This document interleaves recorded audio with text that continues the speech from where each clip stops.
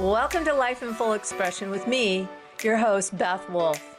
In this show, we will explore, elevate, expand, and learn how to live your best life. Have you ever wondered what it feels like to live your life in full expression or create an expansive vision for your future? Get ready to be energized to fully express yourself, discover your heart's clarity for dynamic direction in life decisions, and develop your unique capabilities so you are delivering your ever-increasing capacities into your world. Join me, Beth Wolfe, and unleash the limitless capabilities of your soul, experiencing amazement, collaboration, fun, and purpose. Life in Full Expression starts now. Welcome, you guys, to Life in Full Expression. I get to be your host today, Beth Wolfe. I'm excited to be here with you guys. As always, I've been doing some preparation to really share with you guys today what it's like to develop a capacity for thinking and feeling for transformation. I mean, honestly, in the self-development world, we're talking about that a lot. And I've been aware of transformation from different perspectives for many different decades, where before in athletic medicine, it was all about transforming someone from an injury to total health, getting them back out on their sports field or court, and helping them transform their mental capacity to be back there as well. I can remember helping a specific athlete, who's a very talented soccer player, looked at playing in Europe. And he came to me and he'd had an anterior cruciate ligament reconstruction, which I've had one of those myself. And there was just some mental capacity that he just was really struggling with. And one of it was just being able to walk normal without a limp. And he was having a lot of other healthcare professionals helping him. And I really came to develop a mental picture for him. And as he came from this expansive mental picture that we worked on together, in a matter of seconds, that limp was gone. And so I really want to introduce to you today, if you haven't been doing it or not aware of this, but really transformation starts in the invisible to become visible. And it starts with our thinking and feeling. May not be new information to you, but what I want to say is, if we are not practicing this on a regular basis, and you don't have to, you get to practice this thinking and feeling, then we're really not going to develop much capacity for really increasing your capabilities and your transformation.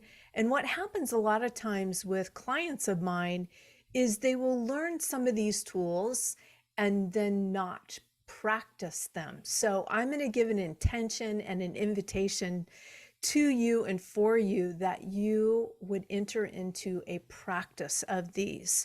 And so we're going to look at today, first starting off with bringing a focus to develop this capacity. And I want to introduce to you also that there's a difference between our potential and possibly our current capacity at this time.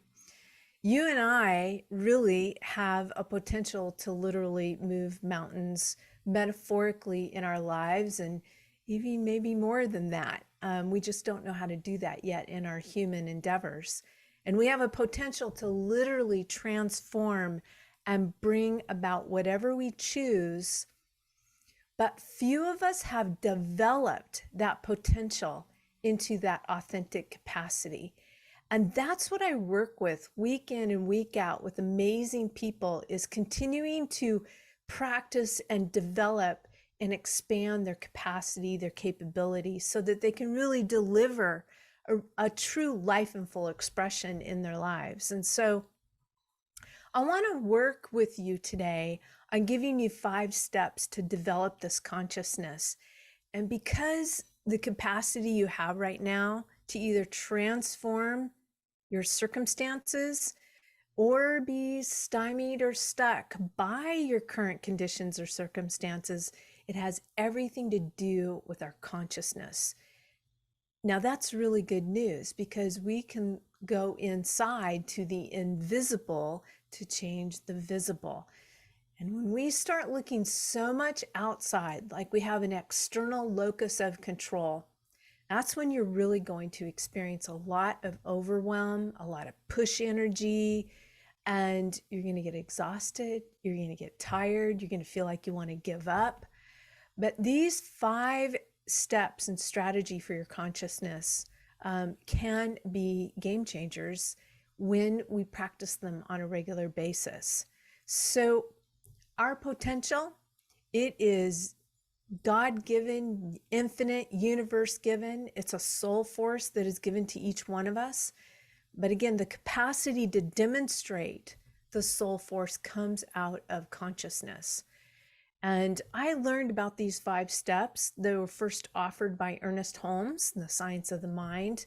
But really, you might even be aware of them already in other kinds of teachings like the Vedas or the life of Jesus and the modern teaching of quantum physics that is coming into the realm more and more. One of my mentors shared with me that learning to live in love is life's greatest lesson, and our daily life is the curriculum, by Mary Morrissey. And I can recall her telling me that, hey, Beth, you know, your daily life is your curriculum. And so every day we have an opportunity to transform and transmute things for ourselves. All right, what's these 5 steps? We're going to go through each one of them.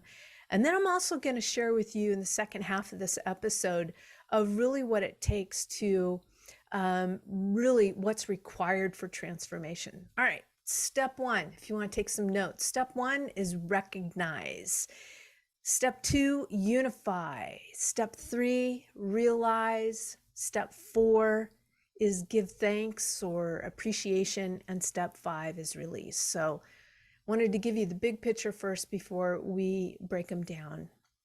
All right, recognize. Your first step to increasing the capacity of your consciousness is for you and I to recognize that there is one presence and one power in the universe that we all can tap into and that we really are a part of.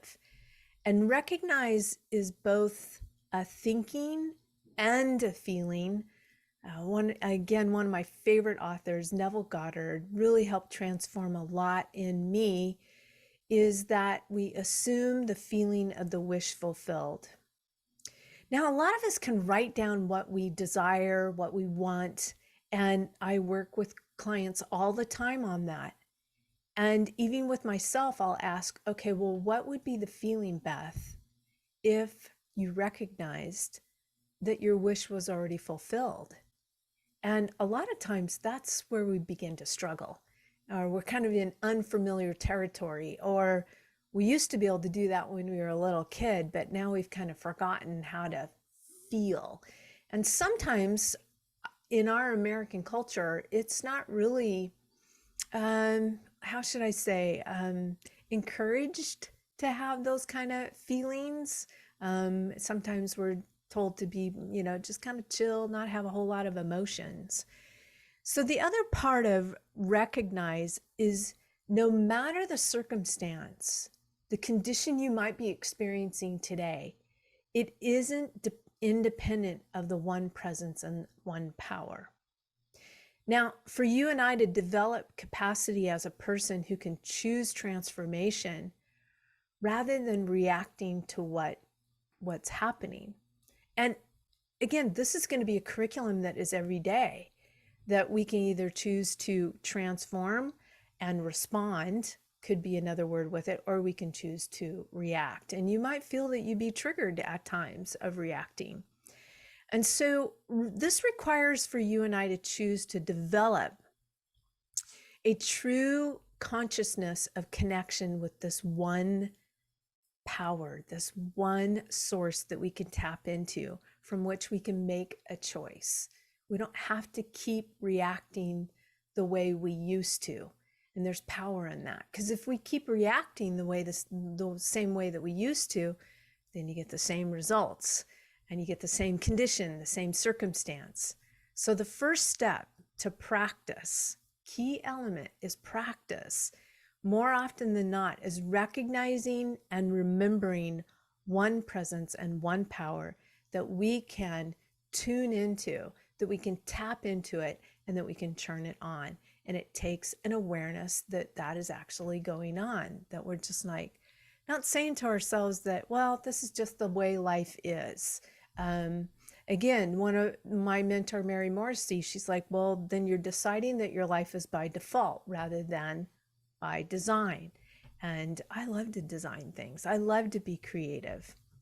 All right, number 2 step of developing your consciousness capacity is unify. Know that you and I, we are the I am. We are I am with the one. And that one presence, that one power is actually right here where you are. And this is where it's really helpful for you to shut off all your senses to the outside world for a time during the day, whether it's 10 minutes, 15 minutes, and really feel this presence that is breathing you and is within you, and that you and I are part of this infinite, and having all the qualities of the infinite spirit within you. You and I we got this real spirit in us that is perfect in every way. And even if you and I might be facing a situation that requires a change, it still means that our infinite self is perfect in every way. We've come here into this horizontal life called humanity to learn and grow and expand. And so we already got, it's almost like we already got the perfection, and now we're here learning how to use it in this human form. We can say that this is ourselves and now accept the fact that you and I, we are one with this universe. We can know that the infinite acts through you, as you, in all life. It was a game changer when Mary Morrissey shared with me, hey, Beth, life isn't happening to you. And I paused for a moment when I heard that the first time, because when I entered into Life Mastery Institute and getting my coaching training about 8-9 years ago, I was just completing a 25-year marriage, and it felt like life had been happening to me. I mean, I felt like I was, somebody had me by the tail and was just whipping me around.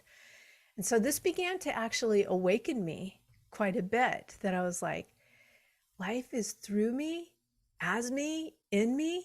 It's not, you mean if I keep thinking it's happening to me, I'm just going to be splatting my energy all over and I'm going to be playing a victim? And she's like, yeah. I was like, oh my goodness, wow. Now I know how to take responsibility. And she was like, that's the threshold to move from life, you thinking that life is happening to you, Beth, to life is happening through you, is taking responsibility.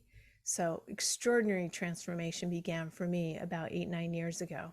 All right, number 3 strategy in increasing your consciousness capacity is realize. And you and I get to affirm this, that we realize there is a truth that is greater than the facts. Consider the conditions of your life right now. Even if you want to pause this recording and write them down, consider the conditions that you're experiencing, whether it might be health, finances, family, relationships, career. Realize there is a difference between the facts of your life and the truth of your being. That one, let that absorb in. There's a difference between the facts of your life and the truth of your being. Facts can change, the truth is constant. Remember, we just recognized that we are one with this infinite power, that being the truth. Now allow yourself how you would feel when you fully realize or receive what you are imagining in your amazing mind. So you're doing some visualization, you're doing some imaging. How would it feel to realize that dream intention fulfilled? And I would give you a little bit of a challenge to not just say, oh, I'd feel really good, Beth. Let's expand on that. Look up the word good. Would it be wonderful? Would it be ecstatic? Would it be amazing? Would it be peaceful? Would it be certainty? Give more feeling in life to that. So you and I can build mental pictures that will intensify the thrill and the confidence of knowing that you have mastery over all your apparent problems. We can, and it's about building a mental picture. Build the strongest possible feeling of already having what you want. Desire. The stronger you're feeling in the invisible within you, the stronger actually you'll see out in the visible, the treatment. All right, number 4, give thanks and acceptance. Give thanks that there is a truth that is greater than your current facts and conditions. And we don't deny the facts, but we deny the power of those facts to determine our future. We don't deny them. We don't deny the power of those facts to determine our future. These facts don't determine our choices. These facts are just the facts, and the opportunity to transform these facts is right where you are. So we give thanks for that. Again, you go back to, all right, this is the curriculum of my life right now. This is what showed up so far. I had thoughts, I had feelings, I had actions, and now I have results. And that's the facts right now. But allow also yourself to learn to distinguish the fact from the truth, that those are the conditions, but the conditions aren't all of you. The circumstances aren't all of you. So every time you and I increase our level of consciousness, we're going to develop our capacity of that. And this recognition opens up a feeling of empowerment and ability to make a conscious choice instead of a reactive one. There's the nugget right there. The recognition opens up a feeling of empowerment and ability to make a conscious choice instead of a reactive one. You don't have to keep letting your life be by default. You can design it right there in the moment that you are feeling, well, this is how I would normally react. But now Beth's sharing with me, I could actually develop a capacity of a greater expanding consciousness if I'm aware that I am more than this triggered reaction, that I can tap in, tune in, and turn on to the one that is breathing us, the one that's in us. All right, the 5th one before we come into a break here is release. I can recall doing a meditation by Brendon Burchard when I first was completing that 25-year marriage. And he even said, he goes, I can't believe how popular this meditation is, but if you want to work on release, he just does a simple meditation and that's all he says. Release, release, release, release. And it was really helpful to me. I listened to it for months. So practice this allowing of releasing concern about your conditions and situations. So, what I was looking at was the life that I knew was gone. No longer married, completely different relationship with my kids. I no longer lived in the house that I general contracted and lived in. I mean, everything was different outside of myself, but there was still me. And so releasing all those external circumstances is what really, really helped me. So you can find that on YouTube. I'm sure it's still there. The other part of release is thankfully accept that your good is already accomplished. This is what you get to practice. Assuming the feeling of the wish fulfilled is that you're already saying thank you, believing it before you're going to see it. So we're developing a transforming thinking mind and consciousness. And again, these 5 steps to increase your capacity to practice daily, if not 2 or 3 times a week, is recognize, unify, realize, give thanks, and release. All right, so choose that aliveness and transformation by holding everything as an opportunity to love and be loved. That's an expansive perspective. And so I invite you, make a daily note of situations you once viewed as difficult that you have transformed into an experience or an expression of love. So that's my call to action for you today, is make a daily note of the situations you once viewed as difficult that you have transformed into an experience or an expression of love. All right, we're going to go for a short break. And when we come back, I'm going to give you 4 strategies on thinking for transformation of what's really required. So this is a great complementary of these 2 parts of this episode. So after the short break, come on back and let me give those to you as well.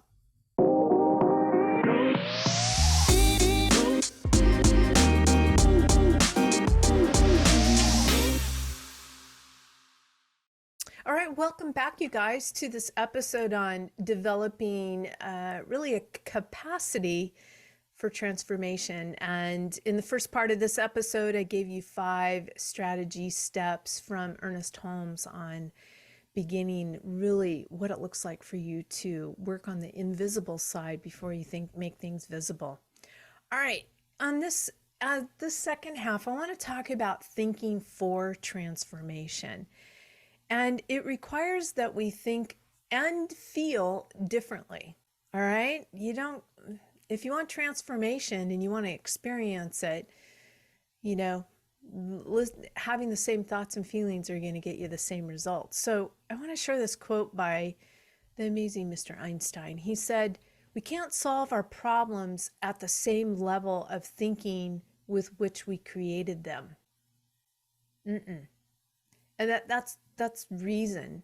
A lot of times working with clients, it will circle around with the same situations over and over and over again. And then when we spend time diving into their thinking, it's like, okay, well, what if we had a different thought about that? And sometimes there's a little bit of stubbornness there. It's like, well, that's the way it is, Beth. I'm like, well, what if it could be different? What if we could have a different thinking, a different feeling? Now realizing that the power is within you for the transformation, and it's thought. Everything's created twice, first in thought, then in form. So focus is now on transformation of your thinking. Another quote, if you're familiar with the Bible, the Apostle Paul, he wrote, "Be ye transformed by the renewing of your mind." I think that's Romans 12:12, if I think I remember, somewhere in there. But that was, when I was reading the Bible a lot, studied it for decades, this was one of my favorites. I was like, well, I can be transformed if I redo my mind. But what I didn't know is, how do I do it? And this is what I've learned so much in the last years of how to do that. Now, transformation requires thinking in a way that is in alignment with the life you're wanting to create. So first of all, you got to know what you want to create. So I'm going to give you 4 ways of thinking that will really put you in alignment with your dream. Now, I know you got a dream. Write it down. Have it there. Give yourself a blueprint. Life in full expression. Joseph Campbell said that when we quit thinking primarily about ourselves to our own self-preservation, we actually undergo a truly heroic transformation of consciousness. And so the number one thing that's required in thinking differently is it really requires a consciousness of abundance. Yep. Even in the midst of your current condition and circumstance, it requires for you and I to have a consciousness of abundance. Another great wisdom out of the book of Mark, it says, "To those who have, more will be given. To those who have not, even what they have will be taken away." Now, I remember reading that for the first time, and I was kind of scratching my head going, well, that doesn't sound very fair. That you have, so you'll be given more. but you have not, so it'll be taken away. Holy buckets, what is that all about? Well, it's about our consciousness. If we have an abundant consciousness, we practice it on the invisible side of us, then we're an attractive force for even more abundance to come to us. Abundant health, abundant relationships, abundant career expression. But if we do not have an abundant consciousness, even what you have will be taken away because you are in a state of lack. So more and more lack comes in. And you're like, why is this happening to me? You're splatting your energy all out, being an external locus there rather than an internal locus. That take responsibility, bring that energy inside yourself, and you're going to begin to transform. So this may sound, like I said, it may sound unfair, but it is simple. The way, this is the law of consciousness and how it works. If you have a consciousness of abundance, it brings more and more good. Without a consciousness of abundance, even what you get doesn't remain. There it is. Now, number 2, transformation requires expanding your awareness of what's possible. One of my favorite phrases is just like, well, what if it could? What if we could change it? A lot of the systems that we have in play in our world, in our nation, we as human beings, we created them. So as we expand our awareness of, well, what could be possible? From ancient teachings, from abundance was scooped abundance and more abundance remains, from the Upanishads. And that's Sanskrit written, maybe over 3,000 years before Jesus. And they are some of the most ancient spiritual teachings on the planet. And in a universe that is infinitely good. Now, even Einstein said, do you believe that the universe is good, that it's friendly, somewhere around in there? Or do you believe that it's bad and bad things are always going to happen? Your real good is in expanding your awareness of who you are. And with that comes an awareness of possibilities. All right. Number 3, transformation requires forming an image. It makes me think of when I watched my oldest daughter, Mattie, do ceramics, and she would take this pile of clay and throw it down on the wheel. And she had an image in her head, and she took that image in her head and put her hands on that clay and then began to transform that clay to an actual image that she had in her head. Now, you'll know it by, all right, it's going to require forming an image. You're going to know that you want to transform and you want to create this new image by your longings and discontents. And a great question to ask yourself is, well, what am I discontent about? What are my longings? What do I not have that I want? And how long has it been going on? And what is it costing you? And remember that our mind works in images, and that you and I are a co-creator with this life that's breathing us, the infinite. And you and I get to choose which images that we're going to call in. All right. I remember studying this in Philippians a lot. And it used to be held over a lot of people out of fear. They would share this scripture that, man, if you aren't thinking this, you're gonna go to hell. But it's Philippians 4:8, and it says, whatsoever is good or true or lovely, think on these things. Now, this is in great alignment with the law of consciousness of abundance, that if you are thinking and feeling things of good, true, and lovely, think on those things, then you're going to be an actual attractive force for that. Number 4, transformation requires traversing the gap. This is probably where a lot of my clients get hung up, as well as myself. I did. And that's where I needed help. I needed a structure, system, and support. And I needed mentors in my life that would help me traverse this gap of, all right, here's this life that I would like to really express. And I formed some images with it, and I'm excited about it, and I actually begin to move in it.